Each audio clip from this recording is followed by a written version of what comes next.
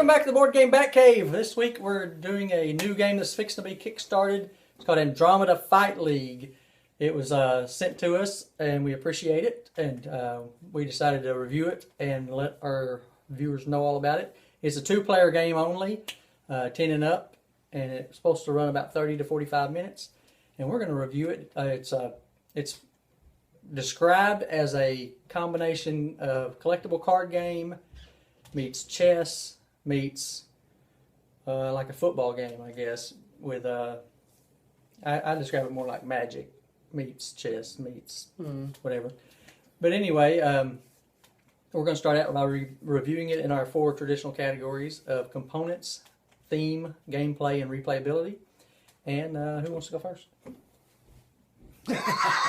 You go first. All right. No, Chris never goes first. That's a good point. Yeah. Oh, I don't ever go first. I know. Do it.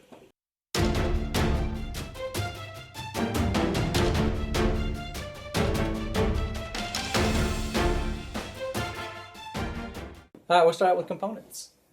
Components, it's basically comes with several, I think there's 6x6 squares that make up the game board. Each player gets 2 of those to choose for the gaming surface, and you can rotate them in any direction you want. They're pretty much just squares that are broken down into smaller squares for your players. And then the actual players are either, they have 2 components. They're a card component, and then there's like a 2x2 square that's going to be its avatar as it rolls around the board and does the attacking for you. And each player gets, they start out with 10 of these characters drawn usually randomly, or you can start with preformed decks. And this is where the collectible card game aspect comes into, because apparently there's going to be more teams or expansions that come later on that you can build different teams with. But according to the website, they're not going to be these like foil pack deals where you don't know what you're getting. They're always going to be, teams that you know what you're going to get. So that's one of the draws of the game. One of the pitch points of the game is that you can, collect the teams and make different teams. But as we played it, we just played random teams. We drew up 10 cards, and then we chose 6 of those to base your team off of. And out of the 6, you get 5 that actually start on your team. But as we didn't know that much about all the characters and different monsters and ninjas and whatever, we didn't know. It was hard to determine which ones to get, so we pretty much just took whatever we were dealt and ran with that. So the components, it looks like maybe until the Kickstarter, this is a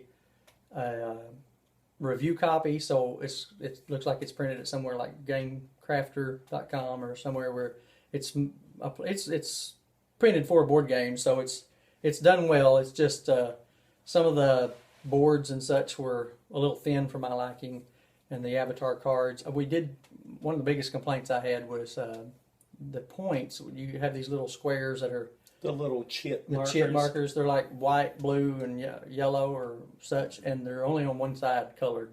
Yeah. So when you dump them out, they all become white, and then you lose track of what your points were. The artwork was not my favorite. It wasn't bad. It just is a style. It's not to my liking, but that's where probably would have. If I hadn't been sent a copy, I wouldn't have purchased it right away without seeing a review, because the artwork was not something that drew me right in. Yeah, definitely. So, with all that being said, you get lots of components, but they're all basically paper-based components. There's no plastic, or there is one dice. So that's, and if you're going to send basically all those chits like that, you need to include something like a little plastic bag or something to collect them at the end of them, because those things, a strong wind knocks those off, and you're looking for components all over your floor. Mm-hmm. So I'm going to go 5.5 on the components, because I think it has a lot of room to grow component-wise, and especially if it's a collectible card game, they're going to have lots of different opportunities for artwork that will change, just like Magic did. They had tons of artists do that stuff, so it could get a lot different that appeal to me. But yet, they have a long way to go. But it's definitely worth playing with. It's not something I just can't play with this, because it's not playable. Yeah. So 5.5 for me. All right. Okay.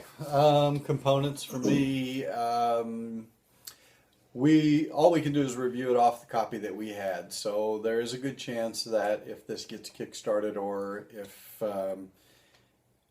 if they get it pushed through mass production or something, these components will be upgraded, and they need to be, because I'm going to agree with Chris and give it a 5 on components right now.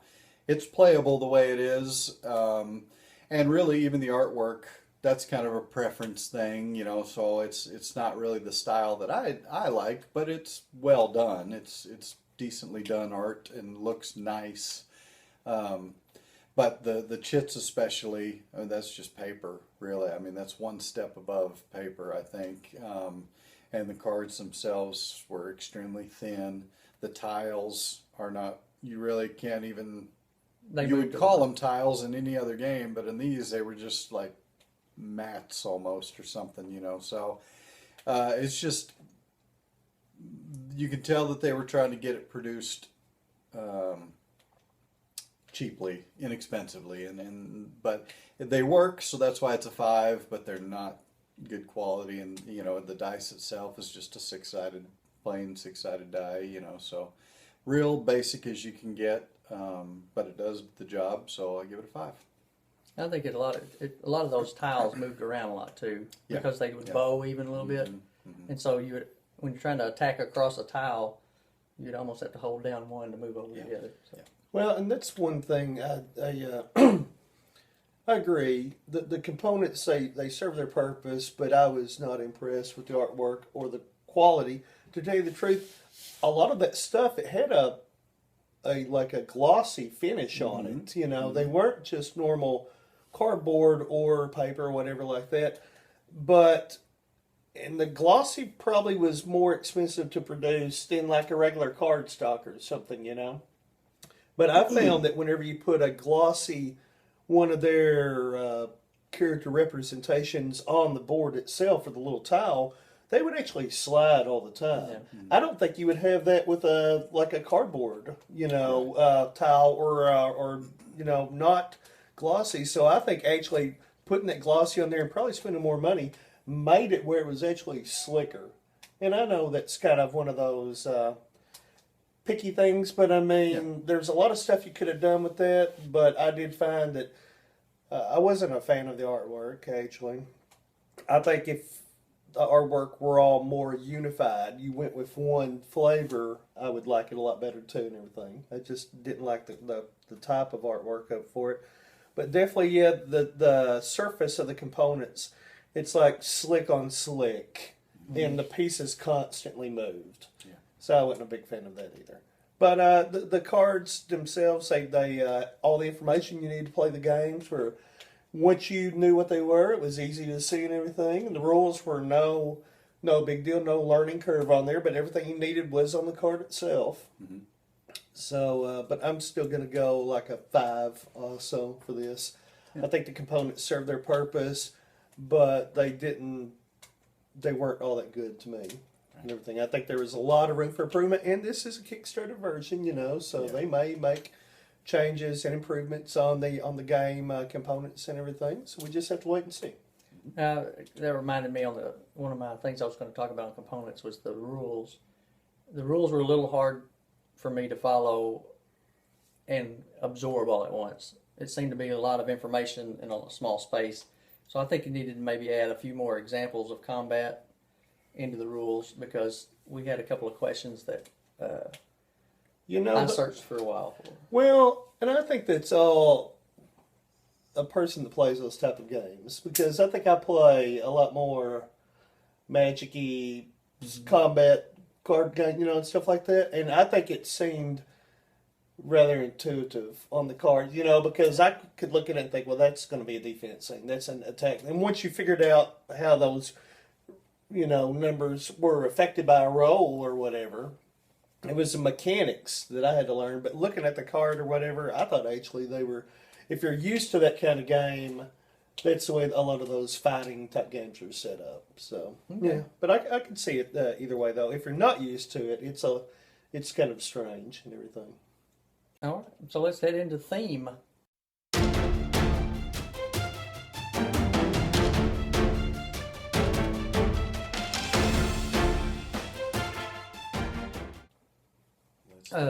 Theme was, like I said, it's there's a whole comic book that was done up for this game to like kind of tell the backstory of why they're in this fight league, and it's kind of neat. I thought I went to the website and read the comic book, and I think that's a great idea. Got you more into the game maybe a little bit than I would have been. The theme's an interesting idea, but it feels a little forced, I guess. And it feels like they're trying to fit a lot of different types of monsters and things into a league to make them all just so you can have different types. I don't know. It's an interesting concept. You don't see a whole lot. I mean, you see a lot of football type games, a lot of futuristic football type games, a lot of that. But I don't know. It was a little bit stretched for me, but I still dug it a little bit. I like the comic book aspect of it. I don't really know. I didn't read all the history behind what the comic book came up with, so I'm not sure about the Andromeda part. But overall, I thought it was a pretty good theme, and if the artwork would have been more to my liking, I probably would have dug it even more. So I'm going to go all the way. It was 7.5 on the theme because I actually kind of dug it. Okay. Yeah, theme for me was a little bit difficult. I didn't know a lot about this game going into it. I knew it was called the Andromeda Fight League, AFL, and I think I saw the cover of the box. Yeah, there we go. And actually, I just assumed it was a sci-fi game or an outer space game or something like that, you know. Yeah. But then when you actually open it up and look at the components, it's more of a fantasy type game. Has dragons and you know that type of creatures Wizards going on in there and everything. So it threw me off a little bit, but I wasn't for sure. I didn't know for sure what the theme was supposed to be anyway. But just based off the name and the box, I got a completely different idea of the direction they were going with. But once the whole game was laid out and everything, you kind of got to look at it, and I once again have to agree. I think they tried to pull in a few too many genres or subsets or something, and they should have focused a little more on one particular theme and driven that home a little bit better, in my opinion. So the theme to me didn't really convey anything ahead of time, which can be good or bad, obviously. It didn't have zombies, so there you go. Good start. You don't know what the expansions like. That's true. Again, for me, kind of a lower rating on this. I'm going to give it a 6. I think as far as theme, I know nothing at all about the comic or the background or whatever, so I'm just going by the theme of what I see represented in the game and everything what we played. And to me, it's another team building, fighting game where you can basically you're making a team, and the characters have different abilities, and then you can use interrupts and spells and everything like that. It sounds really close to a lot of other fighting games. Mm-hmm. So it kind of feels like Magic, but you're putting it on a board. Yeah. And you're putting little avatars with it rather than, just cards. Yeah, I mean it's slightly different. I get that much, but plus, in Magic you've got different types of mana. You've got the dark, black, white, red, green. Yeah. In this you have there was fire and dark and all kinds of different things, but they didn't seem to do anything with the game. They were listed, but they didn't really have an effect. I think there's different ways to go about a game like this where it's, in my opinion, a fighting game where you've got cards to change the outcome or the situation or whatever, and to, just go a different route. It seems kind of done to death, and it's, Just like there are literally 1,000 zombie games out right now. Well, there's 100 fighting games, and there's 300 pirate games, and you know, I understand there's only so many ideas out there to base a game on or whatever. But if you want a game to stand out for me, you got to do. You can have 90% of the same genre that I've seen before, do it well, but then have some little spark that is going to make me go, you know, damn, I've never seen that before in a pirate game or a zombie game or a fighting game or whatever. And I just didn't Like see Cthulhu it. Wars had those massive things. Yeah. Because it was the same game you'd seen 100 times before. It was Risk, man. It had some cool stuff and whatever, but then you throw out Elder God Mini that's 6 inches tall, and then you go, wow, I'm going to remember that, you know, and stuff like that. So those are the jumbo shrimp of miniatures. They're enormous. Yeah. But this game, and I liked fighting games. You know, we played the heck out of Dice Master. I enjoy playing Magic, you know, and other fighting games. They're out there and we play them. We just started playing the X-Wing miniatures. Great game, fighting game, army building, just like this, pretty much, you know. Yeah. But I wouldn't. It's not that I don't enjoy the genre. I want to see something special though. Right. So it was middle of the road kind of thing for me. I'm going to go 5 on the theme also, because nothing jumped out at me. It was serviceable. It did its job, but not anything more than that for me. All right, that goes into gameplay.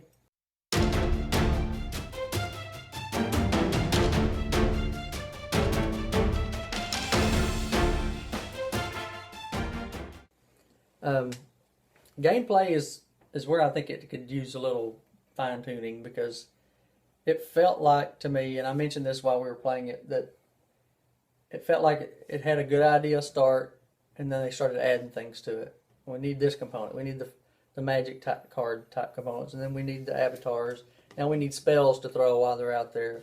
Now we need to be able to rotate the thing, and it was almost too much going on, and I think it needs to either go towards the miniature aspect of it and actually put miniatures in there to make it a miniature game, or they need to go to the card-based collectible game, which is what it's trying to accomplish too, and let you collect cards and not worry about all the little miniatures and the board and stuff. So, too many gears for just a clock. I mean, this is all, you know, to make it work like a fine running clock, you don't need that many gears in there. So the gameplay to me was the thing that needed the most work, probably, and that's where I'm gonna give it a 5. Yeah, gameplay to me, I think it's fair to say with any game, the more you play it, you learn the intricacies of the game and you learn the strategy, and you can start to see maybe a little bit more what the designers had in mind. So maybe a few more playthroughs of this will bring a little more of the depth of this game out to me, but from what I've seen so far, it's dull. I was bored with it. Your characters have an attack value and they have a defense value, and yeah, you can equip a piece of you can equip items, or you can cast a spell or something like that, but there's very little. To me, in my opinion, there was very little that changed from round to round. You had your team that was out there. You could see what they were doing. Your opponent could see what they were doing, and it was just kind of... Well, and they added a randomness to it. Yeah, you rolled a dice, but the dice effects, there was a very small, a 1 in 6 chance that you were going to do poorly, and there was a 1 in 6 chance that you were going to do... like a critical is what I would call it, you know. But a majority of the time, you know how that combat's going to end. Right. And I like a little more variety or spice. I mean, whenever... And you can't cast a spell every time because you only had the 5 spells. And a lot of them, if like I would look at my cards and I think, well, if Mike's cards are roughly like mine, I know there's a pretty small chance that he's not going to be able to affect what I'm going to try to do. And the same for you. Yeah. And you could look at combats, and you had a really strong idea. of how combat was going to end before it even started. You know, If somebody had an 8-level Yeah. character, it's going to be hard to stop. yeah, yeah. So it just I think the idea of this game was, let's take a CCG and let's try to add a board to it that actually matters instead of just a place to put your cards out. And let's try to then take those boards and maybe see if we can do a little something with them. You can rotate them if you have the right cards and stuff like that. But really, this is a collectible card game, like a Magic style game, that they tried to bring a couple more elements to. And I just... Seemed to slow it down. Yeah, it just never could find its footing for me. And after the first round, after the discovery of, okay, that's what he has, here's what I have, there really wasn't much else to it. It was, all right, let's roll the dice until you're dead or I'm dead, and that was kind of it. So for me, this might be a board game Batcave first, but for me, gameplay on this was a 4. It fell flat for me. Gameplay, I'm not going to score it very high either. I thought it was pretty boring, actually, myself. And, you know, like I said, there were some elements. You're right, it is kind of a Magic thing. It's an army building game. Maybe they could have done more with the board, the playing field aspect of it. And, I mean, all we saw were like 2 different things. There was like a warp thing, and then there was like a impassable barrier. And there's a hole. Yeah, a hole. You know, do some more with that board thing. You know, really try to pump that up. If that's what's going to make this game stand out, Right. then you've got to work with that. Yeah, because all the boards had the same types of terrain mostly. Yeah. They just rearranged where they were. Yeah. You could have one with lava or one with ice, and Something like that would have added so much more to this game. But as it is, I'm going to give this game a 5. You know, the gameplay, it was, as soon as I learned how to play, pretty much instantly thought, okay, that's all there is to it. You know, so there is no learning curve for this, or very little. You know, you can pick it up really quickly, but it just nothing really stood out in the gameplay for me. All right. Then that leads us into the final category, which is replayability.